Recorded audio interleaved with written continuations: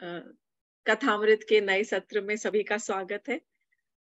पहले प्रणति बोलेंगे और फिर एक बहुत सुंदर कथा सुना रही हूँ आज। ॐ अज्ञानतिमिरान्धस्य ज्ञानाञ्जनशलाकया चक्षुरुन्मीलितं येन तस्मै श्रीगुरुवे नमः। वाञ्छकल्पतरुभ्यश्च कृपासिन्धुभ्य एव च पतितानां पावनेभ्यो वैष्णवेभ्यो नमो नमः। हे कृष्णा करुणा सिन्धु दीनबन्धु जगत्पते गोपेश गोपिका कांत राधा कांत नमोस्तुते। तप्त कांचन गौरांगी राधे वृंदावनेश्वरी वृषभानुसुते देवी प्रणमामि हरिप्रिये। हरे कृष्णा कृष्णा कृष्णा हरे हरे, हरे राम राम राम हरे हरे।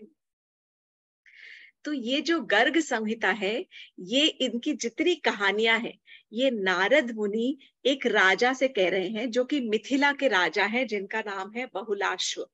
सो मिथिला के राजा बहुलाश्व से बहुत सारी कहानियां नारद मुनि उनको सुना रहे हैं, जो कि गर्गाचार्य ने सब लिखी हुई हैं और नोट डाउन की हुई है।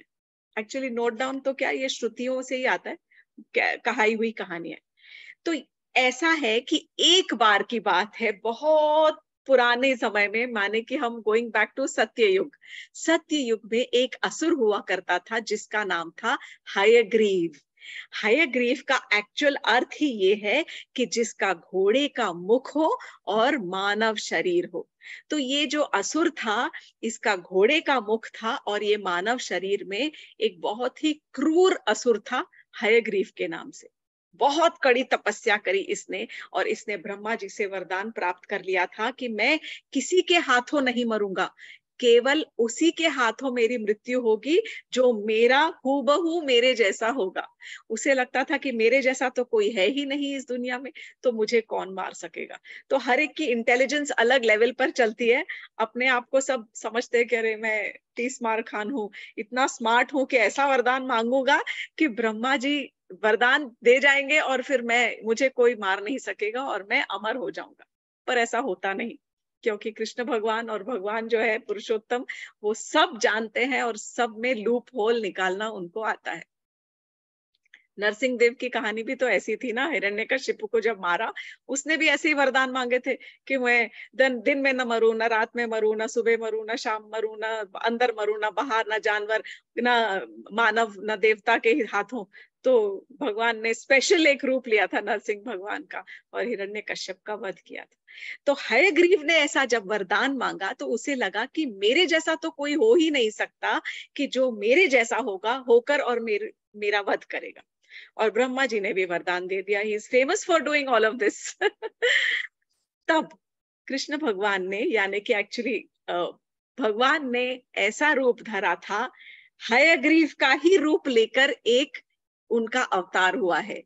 वो 10 अवतार में नहीं आता, क्योंकि हम जानते हैं कि बहुत सारे अवतार हैं, अंश अवतार है, शक्त्यावेश अवतार है। अवतारों के ऊपर भी एक चर्चा कर सकते हैं। तो एक अवतार उन्होंने लिया था हयग्रीव के ही रूप में, जिनका घोड़े का मुख था और मानव शरीर था। इस प्रकार के रूप में प्रभु ने अवतार लिया था और उस समय हयग्रीव भगवान का हयग्रीव असुर के साथ में युद्ध हुआ था एंड ऑब्वियसली हयग्रीव असुर का वध किया था। तब ये जो असुर है हयग्रीव, उसका एक बेटा था जिसका नाम था उत्कल।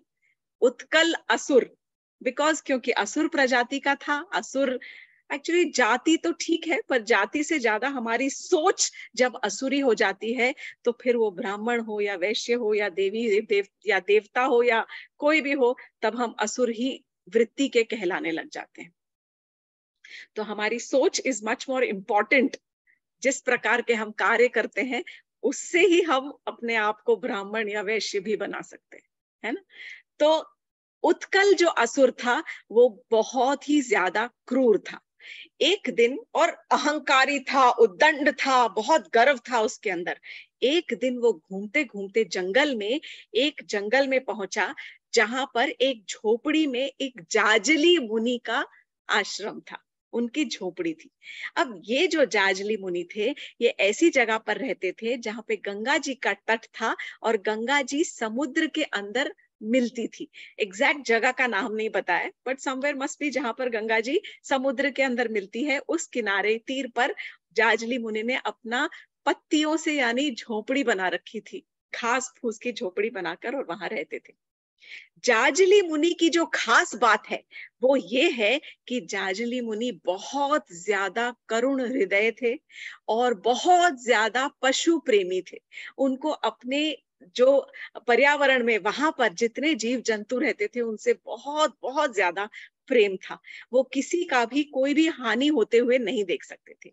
उनकी एक कथा तो ऐसी जाती है जाजली मुनि की कि एक बार कई सालों तक तपस्या करते हुए जब उनके सर पर जटाएं बन गई, बालों की जटाएं बन गई, तो जटाओं के अंदर एक चिड़िया और नर और मादा चिड़िया ने उसके अंदर अपना घोंसला बना लिया था। और उन्हें रियलाइज हुआ, उन्हें एहसास हुआ कि जो झोपड़ा बन गया, उनके घोंसला बन गया है, तो बिल्कुल वो तपस्या से हिले भी नहीं।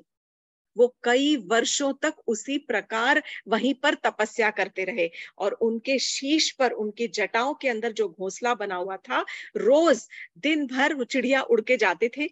जोड़ा अपना नाश्ता खाना बना लेकर आते थे और वहीं पे रात को सोते थे। कुछ समय बाद उन्होंने वहां पर अंडे भी दिए। जब अंडे दिए तो जो मादा चिड़िया थी वो अंडों को सेती थी और जो नर चिड़ा था वो जाता था और जाकर खाना लेके आता था और अपनी जो मादा चिड़िया को खिलाता था। कई महीनों के बाद जब अंडे फूटे तब बच्चों को भी बढ़ने में और पलने में थोड़ा समय लगता है। उस समय तक की जब बच्चे थोड़े, उनके परों में शक्ति आई, जान आई और बच्चों ने उड़ना सीखा, और वो चिड़िया के बच्चे दिन भर थोड़ा सा प्रैक्टिस करते, फिर वापस आते, फिर उड़ते, फिर जाते, फिर एक समय ऐसा आया कि जब वो चिड़िया के बच्चे भी वहां से उड़ गए। उसके बाद भी ये जो जाजली मुनि थे, 1 महीने तक उन चिड़ियों की राह देखते रहे कि कब अगर वो वापस आ गए और उन्हें अपना घोंसला नहीं मिला तो बहुत उनको दुख होगा। इस प्रकार की सोच रखने वाले वो जाजली मुनि 1 महीने तक उन बच्चों की राह देखते रहे। जब 1 महीने तक वो चिड़िया के बच्चे और कोई वापस नहीं आया, उसके बाद उन्होंने अपनी तपस्या तोड़ी। This is just an example कि कोई किस लिमिट तक जा सकता है अपने करुण हृदय के कारण, करुण हृदय की क्वालिटीज से। तो इतने बड़े वो पशु प्रेमी थे। अब ये जो उत्कल असुर था, ये उसी जंगल में भ्रमण करते हुए आया और जाजली मुनि के आसपास, वहां पर जो नदी बह रही थी गंगा जी, उसके अंदर उसने एक मछली पकड़ने का कांटा डाला और कांटा डालता, पकड़ता और खा जाता, कांटा डालता, मछली पकड़ता और खा जाता। जाजली मुनि वहां पर आए और उन्होंने देखा कि ये मेरी मछलियों को परेशान कर रहा है और उन्हें बहुत तकलीफ हुई, क्योंकि उनको ये विश्वास था कि जहां पर भी हम रहते हैं हमें सब जगह सुख शांति और प्रेम के साथ सबके साथ रहना चाहिए। Do not disturb the environment, पर्यावरण को ज्यादा आप डिस्टर्ब ना करें। उन्होंने उस उत्कल को बहुत समझाने की कोशिश करी कि पुत्र ये सही नहीं है, तुम यहाँ पर छेड़छाड़ मत करो, यहाँ से चले जाओ। ऐसे करके उत्कल असुर ने उनको टाल दिया, बिल्कुल उनकी बात नहीं सुनी। दोबारा जाजली मुनि आए, उन्होंने 2-3 बार उसको समझाने की कोशिश की, पर उत्कल जो था वो बहुत गर्वीला, बहुत अहंकारी था और उसने एक नहीं मानी।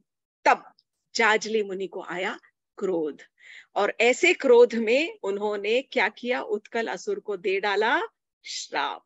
कैसा श्राप दिया? उन्होंने कहा कि तुम जिस तरह से मछली खा रहे हो, इस तरह से तो केवल बगुले ही मछली खाते हैं, चोंच डालते हैं और खा जाते हैं, चोंच डालते हैं और खा जाते हैं। मैं तुम्हें श्राप देता हूं कि तुम तुरंत बगुला बन जाओ। जब उत्कल, उसी उत्कल असुर जो मानव जैसा शरीर था, असुरी, उस तुरंत वो एक बगुला बन गया। ना, व्हाट इज अ बगुला? बगुला यानी जो क्रेन, सफेद कलर का आपने देखा होगा कई जगह पे, लंबी सी चोंच होती है, लंबी लंबी टांगे होती है, पूरा टाइम सिर्फ अपनी गर्दन से यूं यूं मछलियां चुन चुन के, जैसे ही मछली उछलती है पानी के अंदर, वो चोंच डाल के सिर्फ मछलियां ही खाते हैं। जो उत्कल था उसको बहुत दुख हुआ, उसे अपनी गलती का एहसास हुआ। उस समय तुरंत वो थोड़ा, जैसे बोलते हैं जब गलती का एक बार एहसास हो जाता है, तुरंत वो जाजली मुनि के चरणों में गिर पड़ा और उसका उद्दंडता, उसका जो गर्व था वो एकदम वैनिश, जब सब चला गया, मर गया। जाजली मुनि के पैर पकड़कर वो एक्चुअली सच में रोने लगा और कहने लगा, हे मुनिवर कृपया मुझे बचा लीजिए, मुझे बचा लीजिए, आपकी तप में तो इतनी शक्ति है। उसने बहुत प्रेज किया है जाजली मुनि को उस समय, और उनकी बहुत प्रशंसा की कि आपके तप के अंदर तो इतनी शक्ति है कि आप चाहे तो आप किसी को भी मुक्ति प्रदान कर सकते हैं।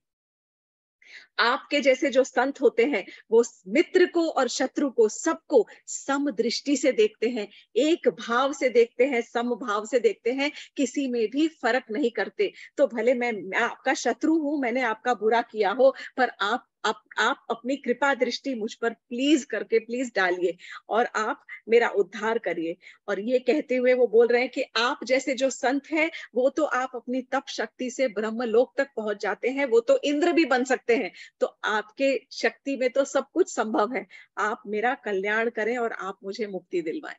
जाजली मुनि करुण हृदय के प्रतीक, और इतना उनका दिल ऐसा था नरम कोमल कि श्राप तो दे चुके पर इतना रोना धोना देखकर उनका दिल पसीज गया। पर एक बार दिया हुआ श्राप बाण जैसे निकल जाता है अपने उसमें से, धनुष में से निकला हुआ बाण वापस नहीं आता, उसी प्रकार एक बार मुख से निकला हुआ श्राप जो है, you can not take your words back. So इसीलिए उस समय जाजली मुनि ने उससे कहा कि जब वैवस्वत मनवंतर आएगा तब तक तो तुम्हें बगुला बनकर रहना पड़ेगा।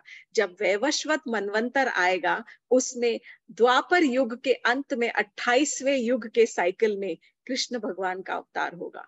और जब कृष्ण भगवान का अवतार होगा तब वे अपनी गैया को चराते हुए वृंदावन के जंगलों में वहां पर पहुंचेंगे और उस समय वे ही तुम्हारा उद्धार कर सके हैं। ये कृष्ण भगवान वो है, जाजली मुनि कह रहे हैं कि ये वो कृष्ण भगवान है जो अपने उनको घृणा करने वाले जो लोग हैं उनका भी उद्धार कर देते हैं। उनसे कठोर घृणा करने वाला जो हिरण्याक्ष था, जो एकदम घृणा करता था विष्णु भगवान से, बहुत हेट्रेड, उसका भी उन्होंने उद्धार कर दिया। तो तुम तो बहुत कम छोटे वाले असुर हो, तुम्हारा तो वो जरूर उद्धार करेंगे। और ये कहकर उन्होंने, साधु ने उनको जो भले उसको श्राप दिया था पर श्राप के साथ में उसका उद्धार का जो उपाय है वो भी उन्होंने उसके अंदर लिख दिया। उत्कल असुर जो था वो बगुले के रूप में विचरने लग गया। यहाँ पर तो उसने बहुत मिन्नती करी थी, बहुत मिन्नतें करी थी जाजली मुनि की, लेकिन उसके बाद उसने क्या किया, फिर से जब असुरी वृत्ति होती है, ऐसा कहते हैं ना, you are the association that you keep, you are what you eat। जो आप खाते हैं, जिस प्रकार का भोजन लेते हैं, जिस प्रकार के लोगों का आप संग करते हैं, उसका बहुत, संगत का बहुत फर्क पड़ता है, बहुत असर पड़ता है। जाजली मुनि के संपर्क में जब वो आया तो एक बार उनके करुण हृदय की वजह से उसके अंदर भी थोड़ी सी जैसे ग्लानि जागी, थोड़ी विनम्रता जागी और उसने उनसे क्षमा याचना की। लेकिन उसके बाद क्योंकि वो असुर ही था और क्रूर प्रवृत्ति का ही था, उसका जो विचरण था, उसका जो संगति थी, वो किसके साथ हुई, वो नरकासुर के साथ उसका संपर्क हुआ और वो नरकासुर के साथ में बहुत ज्यादा ही क्रूर हो गया। उसके बाद नरकासुर के ऊपर आक्रमण किया था कंस ने, और कंस ने जब नरकासुर को हरा दिया और उसके साथ मित्रता कर ली, तो नरकासुर के पास जितनी असुरी सेना थी, सारे असुर जो थे, ये सारे के सारे, पूतना जो थी, जो हमने तृणावर्त देखा है, बकासुर देख रहे हैं, अघासुर देखेंगे, ये सारे के सारे जो असुर थे ये नरकासुर की सेना में थे। और कंस इन सब को लेकर अपने साथ मथुरा चला गया था। इसीलिए इसकी जो क्रूर वृत्ति जो थी उत्कल की, वो क्रूर काम चलते ही रहे, वो कोई भी चीज में बिल्कुल रुका नहीं, और he was doing lot of, मतलब उद्दंडता जो थी उसकी कहीं पर भी कम नहीं हुई। अब यहाँ पर आता है द्वापर युग। द्वापर युग में कृष्ण भगवान जी का जन्म हो चुका है। कृष्ण भगवान जी 3 साल के हो चुके हैं और 3 वर्ष के बालक जो है वो छोटी छोटी, एकदम छोटी छोटी बछड़ों को लेकर और वो गैया चराने जाते हैं, बछड़ों को चराने लेके जाते हैं जंगलों में। जंगल घर के जो पास में है, ज्यादा दूर नहीं, जहां तक मैया की यूं यूं यूं निगाह पहुंच जाए, हाँ दिख रहे हैं बच्चे, हाँ गोधूली की धूल उड़ रही है, दिख रहा है, अभी गैया आती होगी, अभी मेरा लाला आता होगा। तो इस प्रकार कृष्ण भगवान जी एक दिन छोटी छोटी अपने बछड़ों को लेकर अपने सारे दोस्तों के साथ में छन छन छन पायल चमकाते हुए और अपना छोटी सी जो छड़ी थी वो घुमाते हुए अपने बछड़ों को लेकर और जंगल में चले गए। जंगल में जाए गए हैं, जमुना जी का तट है, बहुत सुंदर मंद हवा बह रही है और जाते के साथ ही वहां पर देखते क्या है कि एक बहुत बड़ा पहाड़ जैसा बड़ा एक कोई बड़ा सा जैसे पहाड़ लग रहा था कि कोई सफेद सा पहाड़ है। इस प्रकार उनको कोई बड़ा सा जंतु, कृष्ण भगवान जी छोटे से 3 बरस के, उनके सारे साथी जो है वो भी 3-3 बरस के छोटे छोटे जो है उनके ग्वाल उनके संग विचरने वाले। बड़ा सा एक जानवर नजर आया और उन्हें समझ में नहीं आया क्या हुआ कि जब तक वो उसके पास यूं देख कर पहुंच रहे हैं इतना बड़ा पहाड़, ये क्या है, इतने में वो जो पहाड़ी रूप, पहाड़ के रूप में, पहाड़ का रूप नहीं था actually because it was so huge, वही सफेद बगुला वहां पर बैठा था जो उन्हें पहाड़ की तरह बड़ा महसूस हो रहा था। उसकी लंबी सी गर्दन थी, गर्दन को यूं उसने झुकाया और अपनी चोंच से तुरंत चोंच खोलकर कृष्ण भगवान जी को खा गया, अंदर ले लिया। कृष्ण भगवान जी को निगल गया। जैसे ही कृष्ण को निगला, सारे के सारे जो गोप ग्वाल बाल जितने थे छोटे छोटे, बलराम जी, सारे बच्चे चिल्लाने लग गए, खायो रे खायो रे खायो रे खायो रे। ये खायो रे, आज वहां पर एक गांव है जिसका नाम है खायरा। वो खायो रे चिल्लाने से उस गांव का नाम बाद में खायरा पड़ा, क्योंकि ये इलाके में उन्होंने, बकासुर ने कृष्ण को निगल गए थे, वो तो नाम बाद में पड़ा, पर वो आज भी वो गांव मौजूद है। बहुत मतलब अच्छा बसा हुआ गांव है। वहां पर कत्थे के पेड़ हैं बहुत ज्यादा। खदीर वन, खदीर वन है वृंदावन के 12 वनों में से एक वन, वहां पर ये गांव है। अब वो बगुले ने कृष्ण को तो निगल लिया पूरा का पूरा, और सारे जो ग्वाल बाल थे चिल्लाने लग गए, खायो रे खायो रे कहते कहते, और वो ऐसे कि जैसे उनके प्राण पखेरु उड़ गए हो और वो बेहोश हो गए। उन्हें होश ही नहीं रहा कि ये छोटे से बच्चे को इतना डर गए कि ये क्या हुआ, हमारा सबसे लाडला कृष्ण, मोस्ट फेवरेट फ्रेंड, सखा, और वो वहां पर उसको वो खा गया, वो एकदम गायब हो गया, मतलब बेहोश हो गए। इस जो ये जो हुआ वहां पर, इसको अगर वहां पर और कोई नहीं अब, लेकिन इसे सब देवी देवताओं ने देखा। अब ये समझने वाली बात है कि हर एक एक्टिविटी जो होती थी कृष्ण भगवान जी की, वो सारी एक्टिविटीज, एक एक चीज, एक एक लीला, सब के सब देवी देवता बहुत ध्यान से देखते थे, बहुत ध्यान से देखते थे। इसीलिए तो ब्रह्मा जी को भ्रम हो गया था कि ऐसे कैसे हो सकता है कि कृष्ण भगवान जी अपने दोस्तों का झूठा खा रहे हैं, ये तो फिर भगवान नहीं हो सकते। तो ये जो है, जब हुआ बकासुर ने वो जो बका माने क्रेन, तो वो जो उत्कल था असुर, वो बकासुर बन गया। तो ये जो बकासुर था, जो बगुला बनकर बैठा था, उसने कृष्ण भगवान जी को निगल लिया। तो सारे देवी देवता देखने लग गए और हैरान हो गए। और जब ऐसा होता है तो हर एक को लगता है, अरे let me put in my best effort, और मैं कोशिश करके उनकी मदद करूं। सबको ऐसा ही लगता है। तब सबसे पहले क्या किया, ब्रह्मा जी आए। ब्रह्मा जी ने तुरंत अपना ब्रह्म दंड निकाला। नहीं सॉरी, उससे पहले इंद्र आए। सबसे पहले इंद्र, क्योंकि वो इंद्र वहां पे स्वर्ग लोक के राजा हैं। इंद्र ने क्या किया, अपना वज्र फेंका, और वज्र फेंका, जो बकासुर था वो गिरा और उठ गया। दैट्स इट, कुछ फर्क नहीं पड़ा। इंद्र अवाक रह गया, एकदम हैरान कि ये क्या हुआ। ब्रह्मा जी आए, तब सारे देवता वही थे, सब देवी देवता। आप सुनिएगा एक एक देवी देवता ने किस प्रकार पूरी अपनी चेष्टा और कोशिश की है कृष्ण भगवान जी को बचाने के लिए। पहले इंद्र ने अपना वज्र फेंका, कुछ भी नहीं हुआ। उसके बाद ब्रह्मा जी ने अपना ब्रह्म दंड फेंका, और ब्रह्म दंड से क्या हुआ, वो जो बकासुर था वो 2 घटिका के लिए यानी 48 मिनट के लिए बेहोश हो गया। बेहोश हुआ 48 मिनट के लिए, और फिर वो उठ के बैठ गया। नथिंग, एज इफ कि कुछ हुआ ही नहीं हुआ हुआ। उसके बाद शिव जी ने अपना त्रिशूल फेंका। जब शिव जी ने अपने त्रिशूल से उस पर वार किया, तो उसका एक पंख जो था, वो बकासुर का एक पंख कट के गिर पड़ा, ओनली वन। उसके बाद वायुदेव आए। वायुदेव ने अपने वायु अस्त्र से उस पर प्रहार किया। तब जो वो बगुला था, वो हवा में जैसे इतना जोर की आंधी आई, वायु अस्त्र माने आंधी, जब आंधी जोर से आई, तब वो जो बगुला था वो एकदम आंधी तूफान के साथ थोड़ी दूर तक उड़ के गया, फिर वापस उड़ के आ गया। हो गया वायुअस्त्र का कमाल कंप्लीट। यमराज आए, यमराज ने अपने यम दंड से प्रहार किया, तो वो जो उनका अस्त्र था वो टूट गया, पर बगुले के ऊपर कोई असर नहीं हुआ। शक्ति देखिए उसकी, कितनी शक्ति है उसके अंदर। सूर्यदेव आए, सूर्यदेव ने 100 तीखे बाणों से उस पर वार किया, उसके पंखों पर वार किया।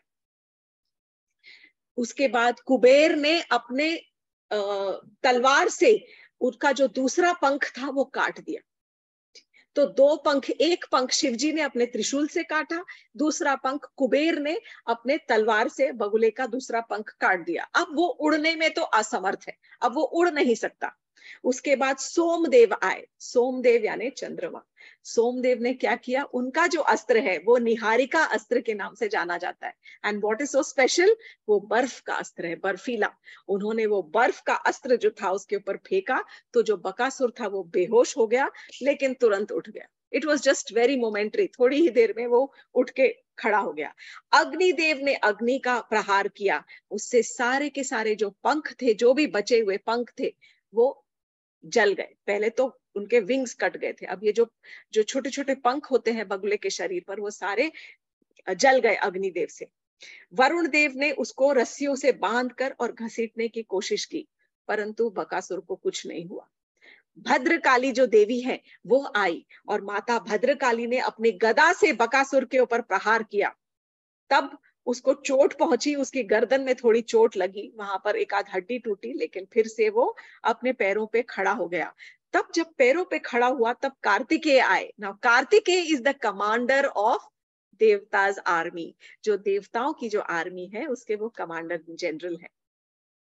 तब कार्तिकेय ने क्या किया, उनका एक अस्त्र है जो कि क्या बोलते हैं, जो कैक्टस प्लांट होता है, कैक्टस जो प्लांट है उसका कुछ अस्त्र उनका बना हुआ है, उससे उन्होंने उसके ऊपर प्रहार किया, तो बकासुर का एक पैर जो था वो कट गया। बकासुर जोर जोर से दहाड़ रहा था, जोर से दहाड़ रहा था, और इतना दहाड़ रहा था कि इतनी जोर से कि उसकी आवाज की गूंज से सारे देवता भी डर के वहां से भाग गए। जब सब उड़ के चले गए, तब कृष्ण भगवान जी केम बैक इनटू एक्शन। सब तो उड़ गए, कृष्ण भगवान जी ने सबको मौका दिया कि चलो तुम ट्राई कर लो, लेट मी सी क्या कर सकते हो तुम। उसके बाद जब सब देवता डर के भाग गए कि यहाँ तो हमारी दाल नहीं गलने वाली है, ये क्या क्या खा के पैदा हुआ है, ये कौन सी मिट्टी का ये असुर बना हुआ है। तब कृष्ण भगवान जी को जिस बकासुर ने तो निगल लिया था, तब कृष्ण भगवान जी ने अंदर थोड़ा जलना शुरू किया। He started becoming hot. अब इसके दो थोड़े से वर्णन लिखे हुए हैं। गर्ग संहिता में लिखा है कि कृष्ण भगवान जी बड़े हो गए, और शायद बड़े भी हुए थोड़े, पर जो भागवतम में लिखा है, we will go with that. Bhagavatam में लिखा है कि कृष्ण भगवान जी ने एकदम ज्वलंत स्वरूप अंदर अपना गर्मी पैदा कर दी बहुत। तो कृष्ण भगवान जी बड़े भी हुए और इतने गर्म हो गए कि जैसे उसके गले के बेस में, थ्रोट के अंदर उसको एकदम जलन महसूस होने लग गई। जब इतनी जलन हुई कि जलन की वजह से उसको उल्टी हुई, और उल्टी होते के साथ ही उसके अंदर कृष्ण, उल्टी में मतलब उसने जैसे ऐसे इस प्रकार का एक्शन किया उल्टी का, तब कृष्ण भगवान जी उसके गले में से तुरंत बाहर आ गए। बाहर आके जैसे ही बाहर आए, तुरंत उसने अपनी चोंच से, देखी वो चल नहीं पाएगा, अब वो उड़ नहीं पाएगा ज्यादा, उसने सब, उसके पास क्या है, उसकी लंबी सी गर्दन है, और गर्दन से वो चोंच से जितना लंबा जाके वो पकड़ सकता है, पर ही इज वेरी ह्यूज, जायजेंटिक, बहुत बहुत बड़ा है उसका जो फॉर्म था। उसने क्या किया, तुरंत अपनी चोंच से फिर से कृष्ण भगवान जी को पकड़ने की कोशिश की, और उस समय कृष्ण भगवान जी ने उसकी जो छोटी सी पूंछ थी उसको पकड़ा और उसको घुमा के पटका। लेकिन फिर से वो बकासुर खड़ा हुआ, उसने फिर से चोंच मारने की कोशिश की कृष्ण को। तब कृष्ण, छोटे से 3 साल के कृष्ण भगवान जी ने उसके दोनों चोंचों को अपनी हाथ से पकड़कर, और दोनों चोंच को हाथ से पकड़ के यूं पकड़ के और चीर डाला दोनों चोंचों को, और चीर के, और वहीं पर बकासुर का अंत हुआ। बकासुर के शरीर से एक ज्योति निकली, और वो ज्योति तुरंत कृष्ण भगवान जी के शरीर में अंदर समा गई। यहाँ पर बकासुर का उद्धार हुआ, और कृष्ण भगवान जी ने true to his word, Jajali मुनि का मान रखते हुए और इस प्रकार उन्होंने बकासुर का वध कर डाला। तब सारे देवी देवता आए तुरंत। क्या होता है जब आते हैं तो उन्होंने फूलों की वर्षा की, ढोल नगाड़े बजने लग गए आसमान के अंदर। तब इतना होने के बाद, तब थोड़ी देर के बाद उनके जो ग्वाल बाल थे उनकी सारी मूर्छा जाग गई, और मूर्छा जागी तब उन्होंने देखा कि अरे हमारा सखा वापस आ गया। उन्होंने कृष्ण को गले से लगा लिया और कहने लगे, अरे सखा, तुम तो मृत्यु के घाट उतर गए थे, चले गए थे, ये तो इतनी बड़ी कृपा है भगवान की कि तुम बचकर आ गए। सो दे आर ऑल थैंकिंग कि हे प्रभु, हे भगवान, आप तो नारायण भगवान हैं, आपने हमारे कृष्ण, हमारे सखा की जान बचा ली। और फिर उसके बाद सारे के सारे बोले अब घर लौट चलो, आज के लिए बहुत हो गया, टू मच, बड़ा कार्यक्रम। सारे बच्चे घर को वापस आए। आने के बाद नंद भवन ने सारे बच्चों ने बैठकर, ये उनकी प्रक्रिया होती थी। आने के बाद में जब नंद बाबा के पास में दोनों बच्चे आ जाते थे, एक तरफ, एक गोद में जैसे पलौथी मार के नंद बाबा बैठे हैं, तो एक जांग पर अपने बलदाऊ को बिठाते थे और एक जांग पर अपने कृष्ण को बिठाते थे, और सारे जो सखा है नीचे बैठ जाते थे और बोलते थे, बाबा पता है आज क्या हुआ, आज ये असुर को मारा, पता है बाबा। और बाबा तो दिल दिल उनका घबराया जाता था कि ये क्या हो रहा है, क्या हो रहा है। हम तो गोकुल छोड़कर वृंदावन आ गए, परंतु वृंदावन में भी इन असुरों का प्रकोप कम नहीं हुआ। रोज मेरे छोटे से बालक को क्या क्या ही देखना पड़ता है।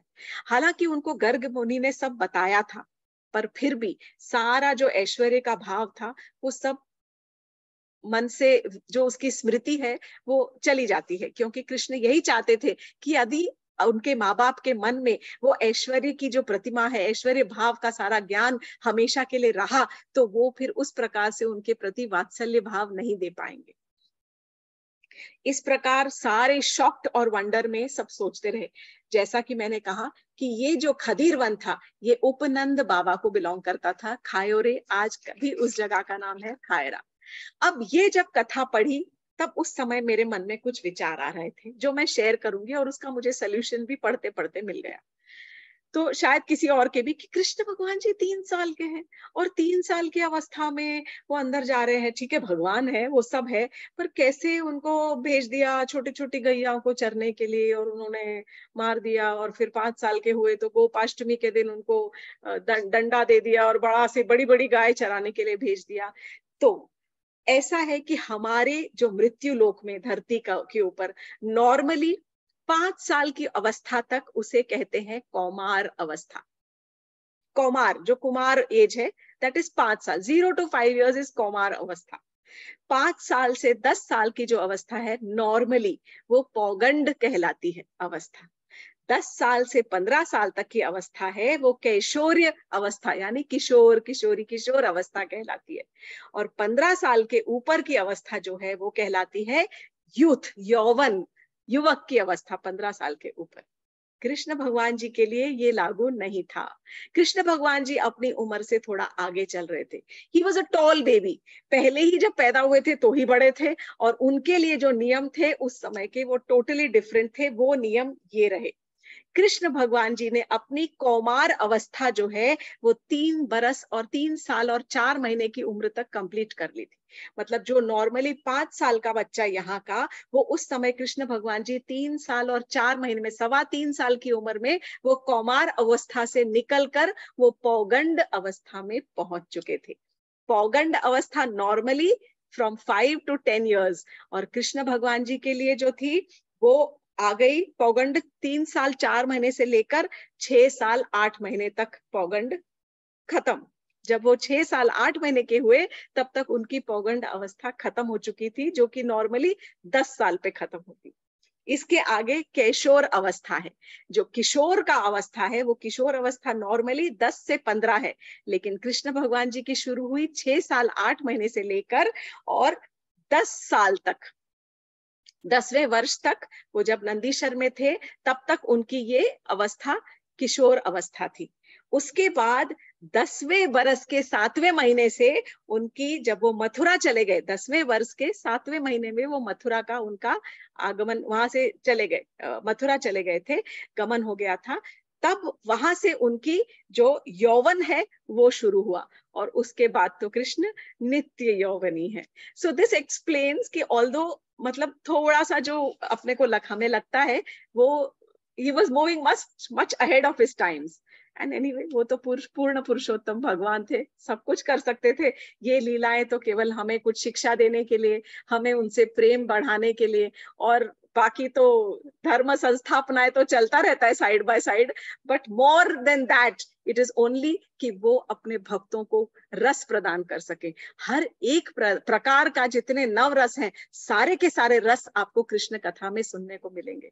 तभी भागवतम का जब आप दशम स्कंद पढ़ते हैं, तब उस स्कंद के अंदर पूरे के पूरे सारे 9 रस अलग अलग तरह से सारे, मतलब वो उन रसों को छोड़कर मैं तो माधुर्य रस और वात्सल्य रस और साख्य रस, इन सारे के अलावा भी देयर इज सो मच, वीर रस है, बहुत कुछ है, सबके सब आपको इसके अंदर, विभत्स भी है, सब इसमें देखने को मिलेगा। तो यहाँ पर आज की कथा को विराम करते हैं। कभी मौका लगे तो भागवतम पढ़ के जरूर कुछ ना कुछ पढ़ने का प्रयास जरूर करें, बहुत बहुत ज्यादा आनंद आएगा। कृष्ण कथा सुनने में तो और पढ़ने में बहुत ही आनंद आता है, अलग ही प्रकार का आनंद आता है। वो इसीलिए रची है ना, हम सबके आनंद के लिए। यहाँ पर आज की कथा को विराम देते हैं। हरे कृष्णा, जय Shri Krishna. Thank you very much for joining.